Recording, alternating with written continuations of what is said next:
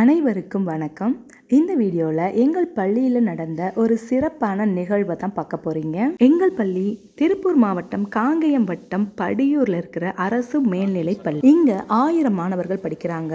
அதில் கிட்டத்தட்ட 200 மாணவர்கள் இன்டீரியர் கிராமங்கள்ல இருந்து பேருந்து வசதி இல்லாத நிலையில் அவங்க பேரண்ட்ஸ் கூடயோ அல்லது பிரைவேட் ஆட்டோ ஆம்னிலையோ வர்றாங்க. இந்த குழந்தைங்களோட சிரமத்தை தவிர்க்கும் பொருட்டு படியூர் ஊராட்சி மன்ற தலைவி ஜீவிதா சண்முகசுந்தரம் அவங்க தன்னோட சொந்த பணத்திலிருந்து 16 லட்சம் செலவு பண்ணி ஒரு இலவச பேருந்தை பள்ளிக்காக வழங்கியிருக்காங்க.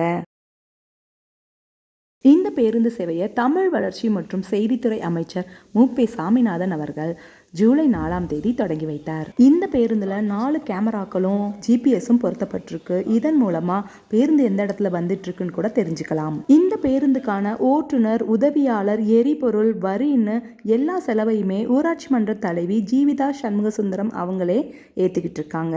இந்த பேருந்தால படியூரை சுற்றியுள்ள இந்திரா நகர், நல்லிப்பாளையம், புதுக்காலனி, சிவகிரிபுதூர், பழனியப்ப நகர், கோவில்மேடு, சத்யா நகர், ரோஸ் கார்டன், காந்தி நகர்னு இந்த பகுதிகளிலிருந்து வர்ற மாணவர்கள் பயன்பெறுவாங்க.